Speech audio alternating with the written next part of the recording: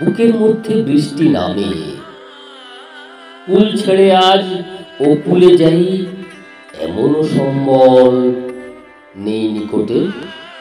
হয়তো ছিল বৃষ্টি আসার আগে, চলশক্তিহীন হয়েছি, তাই কি মনে জাগে পোড়া বাড়ির স্মৃতি।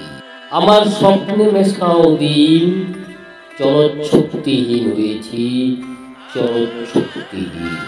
বৃষ্টি নামলো যখন আমি উঠোন পানে একা দৌড়ে গিয়ে ভেবেছিলাম তোমার পাবো দেখা।